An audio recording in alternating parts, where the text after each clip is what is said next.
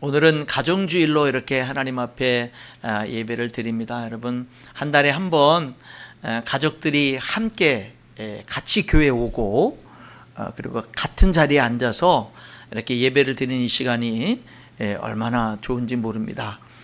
가정주일인데 가족들이 같이 왔는데 떨어져서 앉아 계신 분이 계시면 재빨리 이렇게 가족 곁으로 가서 같이 앉아주시면 좋을 것 같습니다. 프레임의 법칙이라고 하는 말이 있습니다. 이 프레임의 법칙이 뭐냐면 동일한 현상, 같은 현상도 보는 사람의 관점에 따라 다르게 볼 수 있다라고 하는 거예요. 똑같은 건데 보는 사람에 따라 다르게 보인다라고 하는 거죠. 이 프레임이라고 하는 말은 창틀이라는 뜻이에요. 창틀인데 이거를 좀 더 의미적으로 번역하면 관점 이렇게 번역이 되기도 하고 생각의 틀 이렇게 번역이 되기도 합니다. 프레임의 이 법칙의 예로 이렇게 프레임의 법칙이 뭐지 할 때 좀 더 쉽게 이해하기 위해서 드는 예 가운데 하나가 이런 게 있어요. 어떤 학생들을 가르치는 선생님이 계시는데 이 선생님은 어떤 기준, 어떤 프레임을 가지고 있느냐면 학생은 지각하면 안 돼.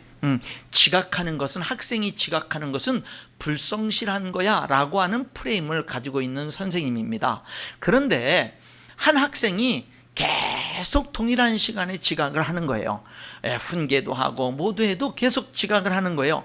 그래서 이 선생님은 자기가 가지고 있는 그 프레임에 따라서 이 학생은 불성실한 학생이야. 아무리 타이르고 훈계를 해도 안 들어. 그래서 회초리를 들어서 많이 때렸습니다.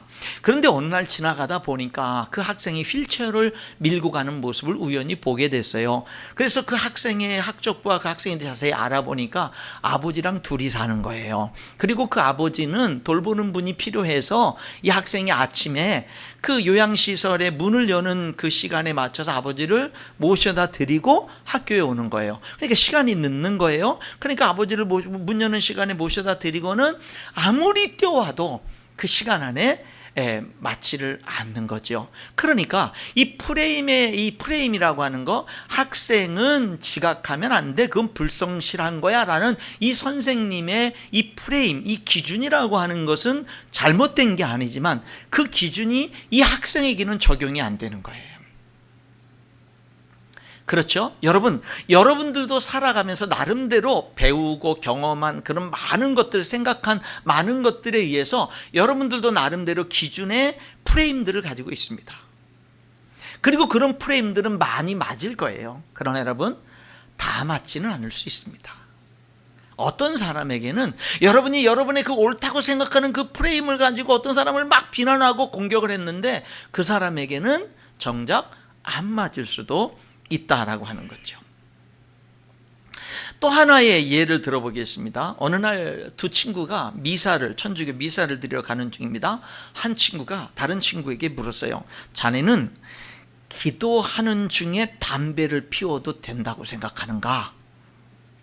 모르겠는데 한번 그 신부님께 여쭤봐야지. 가서 물어봤습니다. 신부님, 기도 중에 담배 피워도 되나요? 신부님이 뭐라고 대답했겠어요? 정색을 하면서 안 되지. 기도는 하나님과 나누는 엄숙한 대화인데 절대 그럴 수 없지. 그랬어요. 그 친구한테 가서 얘기했더니 그 들은 친구가 자네는 질문이 잘못됐어. 내가 다시 가서 물어보지. 그리고 이제 신부님에게 가서 다시 다른 친구가 가서 물어봅니다. 신부님, 담배를 피우는 중에는 기도하면 안 되나요? 여러분, 질문의 차이점을 아십니까? 앞에 질문은 뭐예요?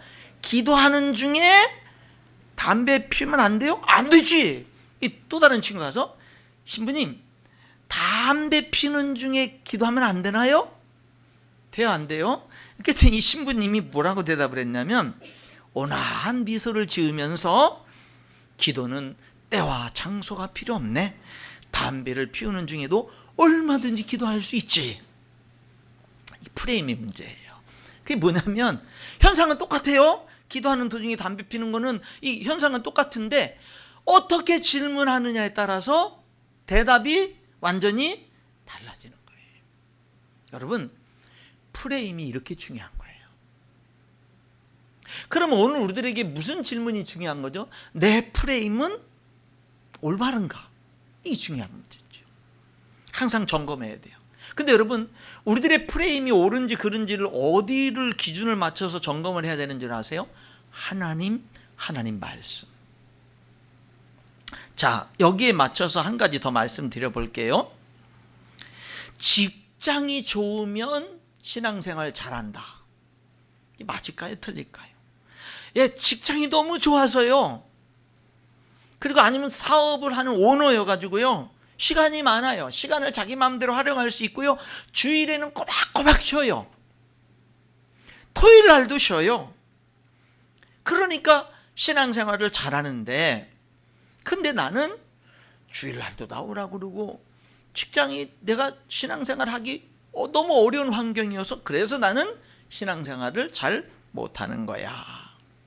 이게 올바른 프레임일까라고 하는 겁니다. 직업이 신앙생활에 영향을 준다라고 하는 프레임, 이건 잘못된 겁니다. 신앙이 직업에 영향을 주는 겁니다. 하나님을 믿는 신앙이 직업에 영향을 주는 거예요. 하나님을 살아계신 하나님을 믿는 신앙 때문에 내 직업이 더 의미 있어지는 것이고 내 직업의 일터에 더 가치가 부여되는 겁니다. 직업을 탓하면 안 돼요. 내가 신앙생활하는 것에 대해서 직업을 탓하면 안 됩니다. 내가 지금 신앙생활을 제대로 못하는 이유는 내 직업 때문에 어쩔 수 없는 거야 라고 말하면 안 돼요. 아무리 어려운 가운데도 몸부림치는 노력이 있어야 되고요. 정 직업 때문에 내가 신앙생활이 어렵고 제대로 못한다면 직업을 아무리 돈을 많이 줘도 그만둬야지요. 우리들은 기준을 어디에다 두고 있느냐, 돈에 기준을 두느냐, 기준을 정말 살아계신 하나님과의 관계의 기준을 두느냐, 이거에 따라서 같은 문제가 정 달라질 수가 있다라고 하는 것입니다. 여러분, 오늘 본문 여기 사도행전 10장에 고넬료라고 하는 이달리아 부대의 백부장이 나옵니다. 이탈리아, 로마죠. 로마 군대의 백부장. 여러분, 로마는 전쟁을 그 당시 무진장 많이 했습니다. 이 백부장은요, 낙하산으로 내려오는 사람들이 아니에요. 로마의 백부장은요, 전쟁터에서 죽을 고비를 수없이 넘기면서 공을 세운 사람들이 백부장이 되는 거예요. 그래서 로마의 백부장은 군인들에게 존경을 받는 사람이에요. 이 사람들은 전쟁터에서 목숨을 걸고 전쟁하면서 검증된 사람들이어서 비록 부하들은 100명의 부하들을 거느리고 있지만 여러분, 이 백부장들은 존경과 위엄이 있는 사람들입니다. 이 사람이 이제 이스라엘을 정복한 로마의 이제 그 백부장으로서 이스라엘까지 이제 그 부대 명령을 받아서 오게 된 거예요. 근데 여러분, 이 사람이 예수님을 믿게 된 겁니다.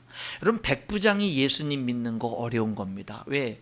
예수님은요, 당시 왜 죽으신 줄 알아요? 예수님의 죄명은요, 자기가 왕이라고 해서 로마 황제의 반역죄로 처형이 됐어요.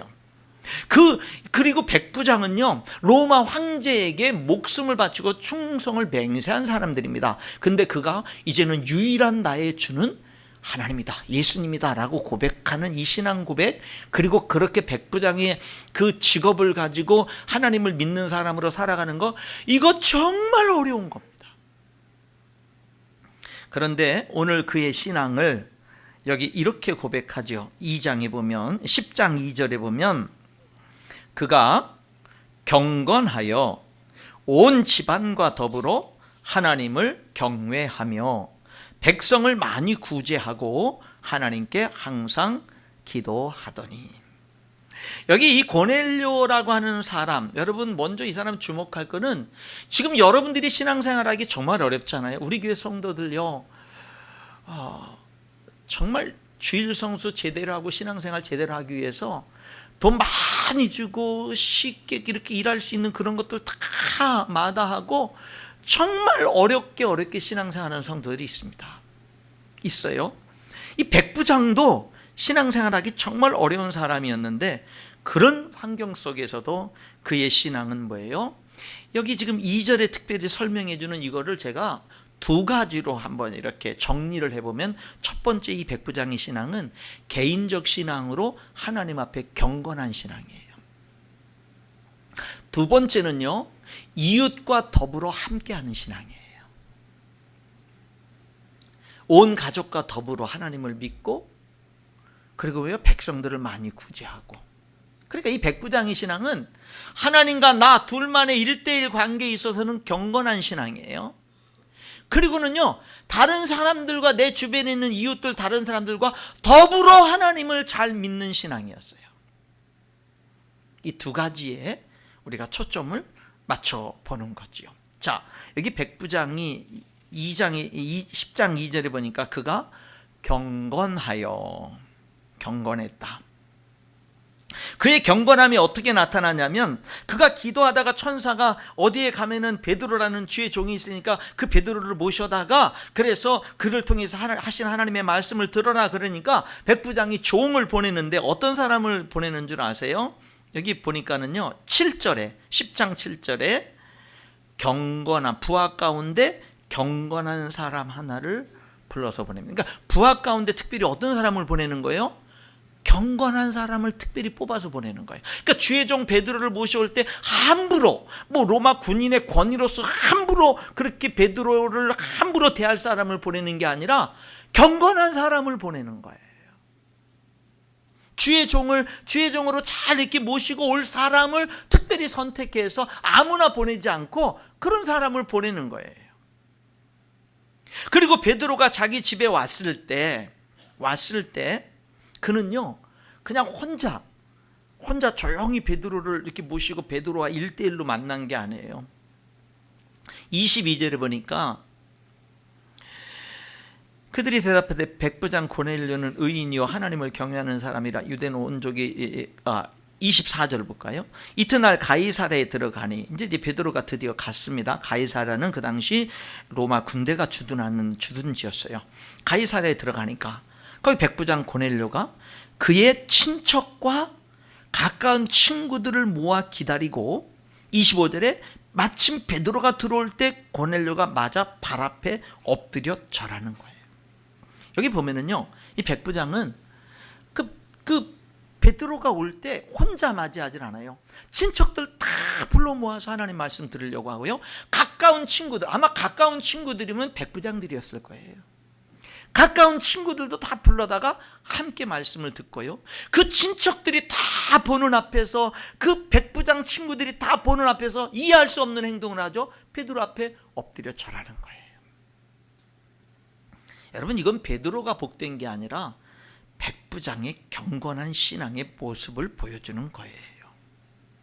그리고 그가 베드로에게 쭉 그동안에 당신을 모셔오게 된 경위, 내가 이렇게 기도하는 도중에 천사가 이렇게 해서 당신을 초청한 겁니다. 오셨으니 잘했습니다 라고 이렇게 얘기를 하면서 뭐라고 얘기하냐면 33절에 내가 곧 당신에게 사람을 보내었는데 오셨으니 잘하였나이다. 이제 우리는 주께서 당신에게 명하신 모든 것을 듣고자 하여 다 하나님 앞에 있나이다. 이 백부장님, 우리는 지금 당신을 통해서 하나님이 하시는 말씀을 들으려고 하나님 앞에 서 있습니다. 하나님 앞에 서 있습니다. 여러분, 경건한 신앙의 모습을 보는 거예요. 경건하다라는 뜻이 뭘까요? 하나님의 뜻대로 살려는 깨어있는 마음, 삶, 그것이 경건하다는 뜻입니다. 하나님의 뜻대로 살려고 몸부림치는 깨어있는 마음, 깨어있는 삶, 그게 경건하다는 뜻입니다. 이 고넬료의 경건은 하나님을 두려워하는 것으로 나타납니다. 2절에 뭐라고 그랬어요? 하나님을, 온 집안과 더불어 하나님을 경외했다. 여기 경외했다. 온 집안과 더불어 고넬료는 하나님을 경외했는데, 이 경외라는 말은 사랑과 두려움, 그런 뜻이에요. 그러니까 하나님을 좋아하면서 두려워하는 거예요. 하나님을 정말 사랑하는데 두려운 거예요. 이런 말이, 이 두 단어가 함께 같이 포함되어 있는 게 경건이에요. 여러분, 하나님에 대한 사랑은 반드시 두려움으로 나타나는 겁니다. 경건함으로, 경외함으로 나타나는 거예요. 어떤 사람은 하나님을 끌어내립니다. 하나님을 하나님의 자리에 계시게 하지 않고 끌어내려요. 어디까지 끌어내면 내 수준까지 끌어내려. 하나님을 내 수준, 내 생각의 수준, 내 삶의 수준, 하나님은 내 수준에 머무를 뿐이 아닌데 하나님을 내 수준까지 끌어내려. 하나님은 나와 같은 분이야. 그래 놓고 나선 끌어내린 하나님을 향해서 하나님 사랑합니다 그래요. 거기에 경외함은 없어요. 그런 신앙에 두려움은 없어요. 하나님은 하나님 자리에 계신 거예요. 그분이 아무리 이해할 수 없는 큰 사랑으로 나를 사랑하지만 하나님은 하나님 자리에 계신 거예요. 그분이 아무리 나를 위해서 독생자를 십자가의 죽음에 내어주실 정도로 나를 사랑하는 분이지만 하나님은 여전히 하나님의 자리에 계신 분인 거예요. 그래야 하나님을 경외할 줄 아는 거예요. 두려워할 줄 아는 거예요. 그래야 신앙생활을 제대로 하는 거예요. 하나님을 나와 같은 수준으로 끌어내려놓고 나서 그 하나님을 믿으면 경외하는 신앙 없고요, 제대로 신앙생활 할 수가 없는 겁니다. 여기 이 고넬료는 참 경건했고요, 그 경건함은 하나님을 두려워하는 것으로 나타났어요. 그것을 베드로가 다 듣고 보고 난 다음에는 뭐라고 얘기를 합니까? 34절 35절에 베드로가 입을 열어 말하되 내가 참으로 하나님은 사람의 외모를 보지 아니하시고 각 나라 중 하나님을 경외하며 의를 행하는 사람은 다 받으시는 줄 깨달았도다. 하나님은 사람을 외모로 보지 않고 하나님을 경외하는 사람을 다 받으시는 하나님이라는 걸 내가 깨달았다라고 말합니다. 또한 여기 이 고넬료의 하나님 앞에 경건한 신앙은 하나님을 두려워하는 것으로 나타난 반면에 하나님께 항상 기도하는 것으로 나타나죠. 2절 끝부분에 하나님께 항상 기도하더니, 항상 기도했다라는 말은 규칙적으로 기도했다라는 말입니다. 여러분, 기도는요, 경건한 삶을 계속해서 살게 하는 힘입니다. 기도는요, 하나님을 제대로 섬기는 참된 신앙을 계속해서 가게 하는 힘이에요. 그리고 하나님은 기도하는 사람을 쓰셔요.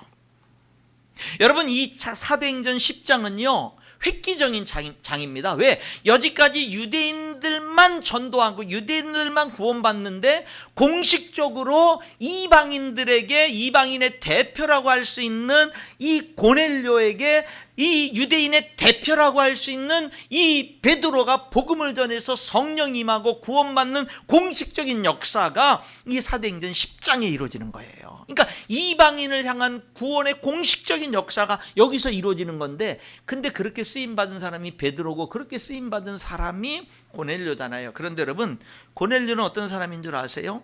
여기 기도하는데, 항상 하나님께 기도하는 그가 3절에 9시 기도 시간을 정해놓고 기도하는데 하나님이 보낸 사자가 그에게 나타나서 베드로가 어디에 가면 베드로가 있으니까 베드로를 모셔다가 말씀을 들어라 그런 거예요. 그랬는데 여기 9절에 보니까 이제 그 고넬료가 보낸 사람들이 거의 다 베드로에게 가까이 왔을 때 베드로가 기도하려고 6시 기도 시간에, 정해놓은 기도 시간에 기도하러 지붕에 올라가는데 그때 하나님이 또 환상을 보여주는 거예요. 여러분, 하나님은 기도하는 사람을 쓰셔요.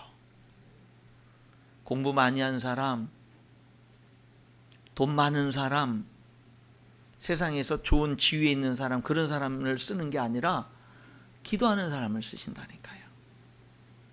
기도하는 사람. 여러분, 하나님을 향해서 경건한 신앙은 항상 기도하는 것으로 나타난 겁니다. 자기 생각을 고집하거나 편견에 사로잡힌 사람이 아니라 기도하면서 기꺼이 하나님의 뜻에 복종하고 순종하려고 하는 사람을 통해서 하나님의 뜻이 이루어지는 거예요. 그리고 고넬료는 더불어 함께하는 신앙을 가진 사람이죠. 여러분, 그는 경건했잖아요. 경건해가지고 하나님 앞에 개인적으로 경건해서 그 경건함이 하나님을 경외하는 신앙, 사랑하면서도 두려워할 줄 아는 신앙으로 나타났고 하나님께 항상 기도하는 것으로 나타났어요. 그런데 그 고넬료는 또 한 뭐냐면 다른 내 주변에 있는 사람들과 더불어 하나님을 잘 믿는 그런 신앙을 가진 사람이에요. 여러분 가운데에는 성격상 사람들과 함께 어울리는 걸 좋아하는 사람이 있고 어떤 사람은 성격상 하나님과 잘 어울리는 것을 힘들어하는 사람이 있습니다. 성격상으로. 여러분 그런 성격조차도 하나님을 믿으면 바뀌는 거예요. 바뀌어야만 되는 거예요. 왜? 다른 사람들을 섬기고 다른 사람들을 주님께로 인도하려면 내가 힘든 그 성격임에도 불구하고 다른 사람들에게 먼저 마음문을 열지 않으면 안 되거든요. 먼저 다가가지 않으면 안 되거든요. 그러니까 여러분 내가 힘들지만 내가 내성적인 사람이지만 내가 사람들과 사귀는 것보다는 혼자 있는 것을 더 좋아하는 사람이지만 그렇지만 뭐예요? 하나님을 진실되게 믿으려고 하다 보니까 거기에 난 원래 그런 사람이야 라고 머물 수가 없는 거예요. 몸부림치면서 노력해야 되는 거예요. 함께 더불어 하나님을 잘 믿기 위해서 노력해야만 되는 거예요. 여러분 그렇게 노력하는 게 어떤 사람은 성격상 너무 힘들고 어려울 수가 있어요. 그런데 그렇게 노력하다 보면요 하나님이 기뻐하시는 걸 경험하게 되고 하나님이 도우시는 걸 경험하게 되고 어느 순간에 하나님을 닮아 있는 내 모습을 발견하게 되는 거예요. 하나님께 영광 돌리는 거예요. 여기 볼까요? 고넬료는요 베드로가 그 집에 왔을 때 고넬료는 자기 체면을 생각하고 위신을 생각하고 막 그렇게 행동한 게 아니라 어떻게 하면 더 많은 사람들이 하나님을 잘 믿을 수 있을까? 이게 더 앞서는 거예요. 그러니까 가족들, 친척들 다 불러 모은 거예요. 친한 친구들 다 불러 모은 거예요. 더불어 함께하는 신앙. 그리고 어떻게 해요? 그 백부장이라고 하는 그 막강한 권력과 힘과 지위를 이용해서 부귀영화를 누린 게 아니라 할 수 있는 한 많이 이스라엘 백성들을 구제한 거예요. 자기에 주어진 힘과 권세와 능력으로. 뭐예요? 더불어 함께하는 신앙인 거예요.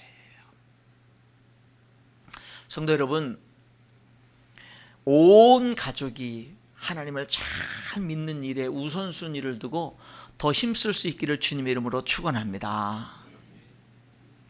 그게 경건한 신앙이에요.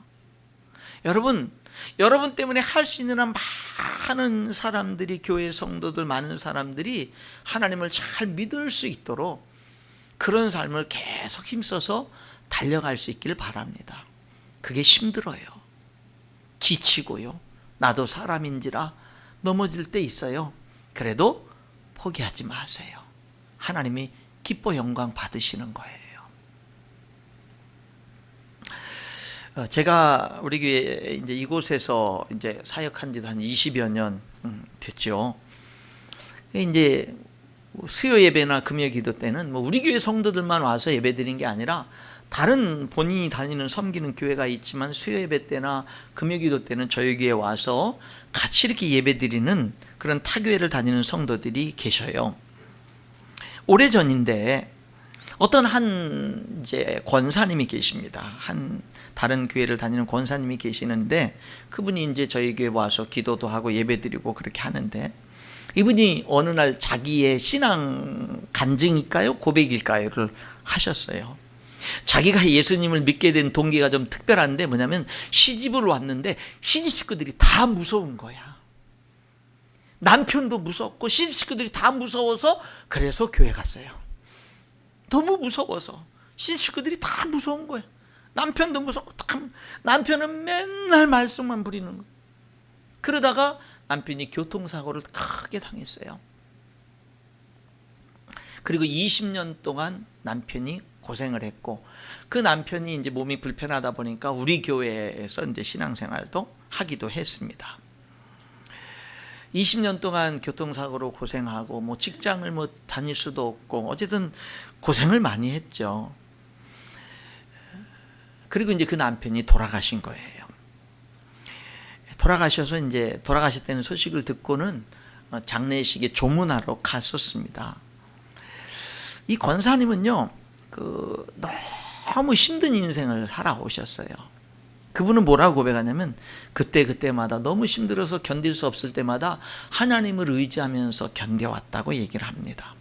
근데 얼굴이 너무 밝아서 그분이 다니는 교회 성도들은 그가 그렇게 어려운 가정 환경 가운데 있는지 모를 정도로 그렇게 얼굴이 밝았는데, 근데 그분이 그 장례식장에서 얘기하는데 그래요. 너무 목사님 힘들었는데 내 인생 돌아보니 게 남는 게 있어요 그러더라고요. 남는 게 있다고.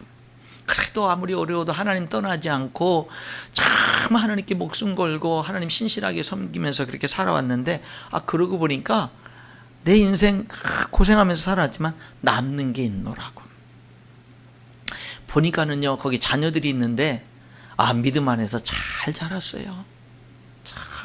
잠깐 이야기를 나누고 가는데 믿음 안에서 이 어머니가 고생한 게 헛되지가 않았구나. 그 자녀들의 모습을 보면서 또 그런 모습들을 볼 수가 있었고, 그분의 인내, 그분의 기도, 그분의 믿음의 싸움, 그런 것들이 헛되지 않은 것들을 그 장례식장에서 보고 올 수가 있었습니다. 성도 여러분, 가족과 함께하는 신앙생활, 다른 성도들과 다른 내 주변의 이웃들과 더불어 함께할 줄 아는 신앙생활, 바로 그런 신앙생활이 여기 고넬료의 신앙생활이었고요. 그리고 2절에 뭐라 그랬어요? 백성을 많이 구제한 거예요. 자기의 백부장으로서의 지위와 힘을 어디에 쓴 거예요? 다른 사람들 섬기는 데 쓴 거예요. 여러분, 여기 4절에 뭐라고 하는 줄 아세요? 4절에 천사가 나타나서 고넬료에게 이렇게 말합니다. 고넬료가 주목하여 보고 두려워 이르되 주여 무슨 일이니까? 천사가 이르되 내 기도와 구제가 하나님 앞에 상달되어 기억하신 바가 되었으니.